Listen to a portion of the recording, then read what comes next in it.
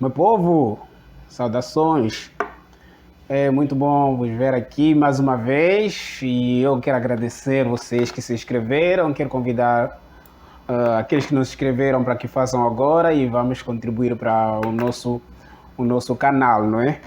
Hoje, como você vê, tem um tema diferente da série que eu estou apresentando agora, com o título Humanidades Importam.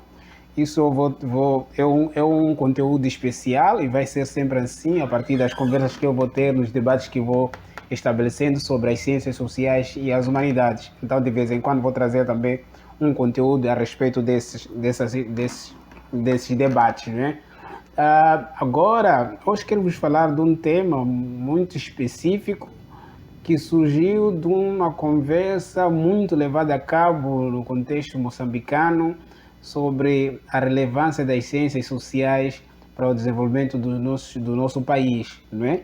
Temos um físico nuclear, alguém até que ocupa uma posição muito específica da ciência aplicada, então quando são esses casos a gente tem que interpelar quando for necessário e quando for oportuno, né? Porque ocupa um cargo que tem a ver com as ciências e com um discurso problemático sobre as ciências faz com que seja necessário a nossa reação. Mas essa reação, de hoje, eu quero esclarecer apenas alguns elementos. No seu texto, um dos textos que eu vi, publicado no Facebook, ele faz uma hierarquia, esse físico nuclear faz uma hierarquia entre as ciências, colocando as mais importantes e as que não importantes, chega a ponto de dizer que disciplinas como sociologia não constituem verdadeiramente ciência. Isso faz, em comparação com as ciências ditas exatas, né? Vamos chamar aqui ciências naturais. E aí ele faz até uma espécie de hierarquização através da designação inicial da sociologia, que era chamada por física social, como sendo essa diferença, essa designação dele assumiu como sendo a demonstração de que as ciências naturais eram as ciências elevadas e as verdadeiras ciências. É isso que eu quero conversar com vocês agora, para dizer que as coisas não são bem assim. Não é assim na verdade, né? Não é assim na verdade. Tem uma história que tem a ver com o desenvolvimento da própria ciência, da própria construção do conhecimento científico, do próprio o espírito científico, ok? Então, vou começar de um ponto específico. Tudo começa não. As coisas começam principalmente no século XIX, né? No século XIX, na Europa, onde surge a maior parte das interpretações do que consideramos hoje ciência moderna, né? No século XIX, na Europa, na verdade, ocorreu duas revoluções específicas, né? Temos uma que ocorreu no século XVIII e a outra que ocorreu no século XIX. São chamadas a primeira e a segunda revolução. O que aconteceu na primeira revolução é que houve a ciência e a técnica estavam o saber empírico, na verdade, tem que falar assim, o saber empírico que é trazido pelos engenheiros, inventores e esse pessoal, não é? Que não são necessariamente cientistas, estava sendo casada com o conhecimento teórico que adveio daquilo que nós chamamos de filosofia da natureza, que mais tarde chamamos ciências naturais. O que ocorreu foi o seguinte: essas revoluções, essa primeira revolução da industrial que ocorreu na Europa, não houve uma participação vigorosa da ciência no avanço tecnológico ou no avanço técnico, né, da época, lá na Europa. Por exemplo, a máquina a vapor foi inventado não necessariamente ou não grandemente pela intervenção de princípios científicos, né? Não, mas foi pelas invenções feitas pelos engenheiros entendidos a partir daqueles que implementam o conhecimento que eles adquirem para criar certos materiais, certos artefatos que ajudam a melhorar a vida dos homens, não é? Então, a partir de algum conhecimento que na Inglaterra esses inventores, esses engenheiros tiveram, algum conhecimento que tiveram no curso oferecido pela sociedade Royal Society, né?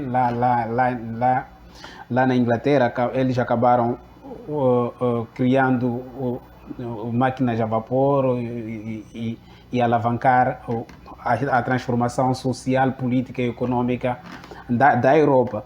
Mas isso é na primeira revolução. Agora, na segunda revolução, que ocorreu no século XIX, as coisas foram praticamente diferentes, porque a segunda revolução ocorreu com a intervenção da ciência a partir do entendimento, a partir de construção de um quadro teórico que permitiu a criação, a invenção ou a descoberta, podemos dizer assim, da eletricidade, não é? Da eletricidade. Podemos falar, por exemplo, aqui de Michael Faraday, né? Que apresentou em 1831 a sua teoria eletromagnética, que influenciou mais tarde com a construção da eletricidade, né? como sendo um mecanismo de iluminação, de dinamismo, né? Então tudo isso foi através desse quadro, dessa proposta teórica eletromagnética que Michael Faraday apresentou. Então, nesse período, a ciência começou a se aproximar cada vez mais a técnica, não é? O conhecimento teórico, filosófico da natureza começou a se aproximando cada vez mais do conhecimento empírico, do saber empírico dos engenheiros, e aí surgiu uma palavra que hoje nós usamos com muita frequência, que é a ideia de tecnologia. Tecnologia é, na verdade, essa junção entre a teoria e a prática, construções teóricas propostas pelos cientistas e aplicação prática, empírica, feita por engenheiros, médicos, eletricistas e por aí vai, não é? Então, essa palavra tecnologia surge em virtude dessa segunda revolução industrial que acabou transformando sobremaneira, entre o século XVIII e o século XIX, sobremaneira a sociedade europeia e a sociedade ocidental, principalmente, porque isso acabou alastrando também, não só na Inglaterra, onde iniciou, mas depois Grã-Bretanha, depois França, Estados Unidos. Então, esse avalanche todo criou um tipo de sociedade específico que nós conhecemos agora como sociedade industrial. Agora, esse empreendimento que surgiu, que transformou a vida das pessoas, também criou consequências não premeditadas, né? Podemos dizer assim, consequências não premeditadas na própria organização política, econômica e social da Europa, não é? Então, com a descoberta da eletricidade, com a máquina a vapor evoluindo, com outras máquinas criadas, então tudo isso criou um espaço de mercado, porque os inventores criavam os seus artefatos e criavam seus próprios negócios, suas próprias fábricas. Falo, por exemplo, da Mercedes, de Samsung, que criaram suas próprias fábricas nesse contexto. O que ocorreu é que, com essa transformação da sociedade, houve também transformação da estrutura social que constituía a sociedade europeia, né? Então, quando criou-se os grandes centros urbanos, né, no qual circulavam os grandes centros, os grandes centros de fábrica, né? Os centros fabris, podemos dizer assim.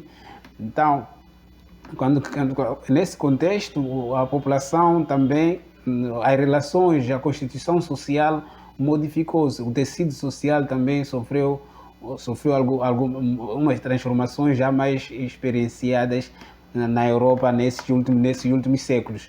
Então, com essa revolução, houve aumento do desemprego, aglomeração das pessoas nos grandes centros urbanos, em consequência, houve aumento de criminalidade, aumento de desorganização urbana, né? Então, foi nesse contexto que surgiram expressões como ordem, desordem. Porém, como a ciência já se orgulhava tanto da sua conquista, né, para a transformação da natureza, da construção de artefatos que permitiam o desenvolvimento da própria sociedade, como a ciência já tinha conquistado essa autoestima, né, esse orgulho de poder compreender, transformar, de ser o senhor possuidor da natureza, mas ela não conseguia dar conta desse problema social, político que a Europa vivia. Então, assim, viu-se na necessidade de se criar uma outra ciência, uma outra forma de pensamento que poderia dar conta do problema ora existente. Esse problema, bom, essa ciência tinha que ser uma ciência ligada ao desenvolvimento próprio da própria ciência durante a história toda, até o século XIX, não é? Então, aí surge uma figura muito importante que é Auguste Comte. Auguste Comte foi um ex-estudante da Universidade Politécnica na França e tinha como seu mentor e era auxiliar e amigo de um grande precursor daquilo que se chamava socialismo utópico, né? Então, aliás, o Auguste Comte estava ligado com esse senhor e acabou influenciando a forma de pensamento e a forma de concepção da realidade. Então, depois de muito tempo de convívio intelectual, Auguste Comte acabou se desligando de Saint-Simon e criou a sua própria filosofia, que passou a ser mais tarde um movimento intelectual que acabou dominando muito a cultura ocidental, não é? Esse movimento chama-se movimento positivista e Auguste Comte serve como esse pai desse movimento positivista. Então, a ideia desse movimento era a criação de uma forma de ateísmo humanista, né? Era uma proposta de aplicação de conhecimento ou de construção de conhecimento científico desligado completamente, por exemplo, das determinações teológicas, metafísicas e até filosóficas também, entendido como no sentido aristotélico do termo. Essa preocupação de Comte, na verdade, já vinha desde o século XVI, por aí, com Isaac Newton, que também já pregava a necessidade de tirar a ciência das construções teológicas e das construções mitológicas e das construções físicas aristotélicas, né? Então, essa forma de ver a ciência ganhou mais entusiasmo, mais vigor com Auguste Comte no século XIX.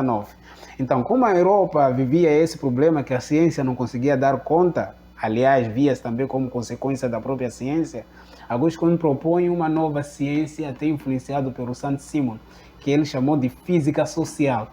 Primeiramente, por que física social? Porque primeiro ela fazia parte de uma história geral da ciência que culminaria na evolução da própria ciência e que culminaria numa ciência elevada que daria conta do problema humano concretamente, né? Então, a física social seria uma forma de pensamento que, através de instrumentos já desenvolvidos pelas ciências naturais, pela filosofia da natureza, vou dizer que antes era a filosofia da natureza, a partir desses instrumentos acabava criando uma certa especialidade, uma certa especialização, uma nova ciência específica para dar conta dos problemas sociais. E essa ciência específica, como a classificação, a ideia da classificação estava muito em vigor no século XIX, Augusto quando chegou até de classificar as ciências, não a nível de importância, como que era o nosso físico nuclear aí em Moçambique, mas quer dizer, no sentido de que as ciências acompanhavam a evolução da ciência acompanha, está diretamente ligada com a evolução da própria humanidade.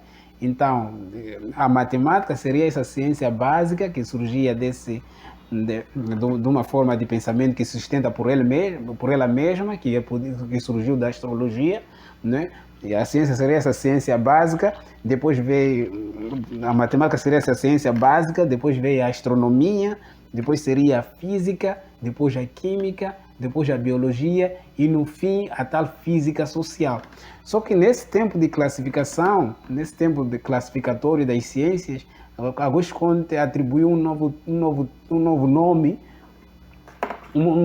a essa nova ciência que ele chamava de sociologia, né? Quer dizer, uma ciência que estuda a própria sociedade de modo a garantir que a sociedade esteja boa, esteja integrada, esteja organizada, e aí a ciência atingiria o seu máximo.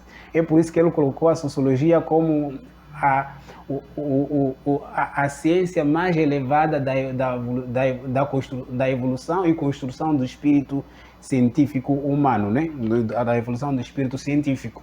Então, ao criar essa sociologia, ele trazia como proposta a sua proposta positivista de que a ciência teria que estar ligada à compreensão do mundo intrinsecamente, concretamente o mundo que se vive, sem prenoções, sem teologia, sem nenhum transcendente. Então, e isso criaria uma espécie de religião ateísta que fazia parte do próprio ser humano. Essa sua proposta sofreu várias críticas, mas também teve vários impulsos, porque indicava o próprio orgulho da ciência. Os homens da ciência sentiam-se cada vez mais orgulhosos, não é? Então, foi nesse contexto assim, geral que aí surge a ideia de física social, por exemplo, que surge a ideia da sociologia. Não como uma ciência superior às outras, porque isso não há e Augusto Comte sabia que não há. Mas cada ciência, segundo ele, ocuparia um estágio de acordo com o estágio da sociedade. Então, o estágio que a Europa ocupava no século XIX implicava uma nova forma de construção da realidade, ou melhor, de explicação da realidade, que tinha como seu marco importante a sociologia, que segundo ele era um projeto em construção. Agora, se nós formos a ver nesse sentido, então querer hierarquizar as ciências em nível de importância, ainda mais para países complexos e problemáticos como africanos, como Moçambique, por exemplo, torna-se uma atitude praticamente ingênua, porque não ajuda a nos compreender a nós mesmos, porque as ciências sociais surgem para a compreensão de nós mesmos, para podermos criar condições de fazermos as coisas.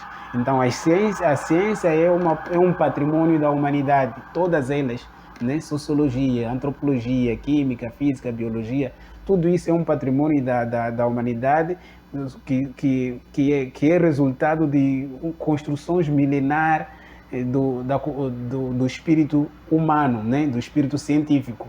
Então, querer hierarquizar para mim, né? A minha percepção é ser banal, mesquinho e até ignorante, porque não entende em que contexto as coisas, não se entende em que contexto as coisas se dão, em que contexto a própria ciência se desenvolveu. Agora, e aí nós podemos ver quais são as ciências que a gente precisa mais do que nunca num país como Moçambique. Sem dúvida, e no meu caso, antes de mais nada, ciências ligadas à construção social, à compreensão da realidade social. Essas ciências permitiriam até uma forma de concepção de sociedade, isso do ponto de vista político, né? Se pensarmos numa política positiva de Conte, permitiria uma construção, uma percepção da realidade que ajudaria a criar condições para que diferentes tipos sociológicos, diferentes tipologia tipos que constituem a sociedade ganhem o seu próprio espaço. Falamos de artistas, falamos de sociólogos, falamos de físicos, químicos, que teriam o seu espaço na construção da própria sociedade. Então, como isso é possível ser feito, isso está a cargo da reflexão filosófica, da concepção, da construção de conhecimento das ciências sociais e por aí vai.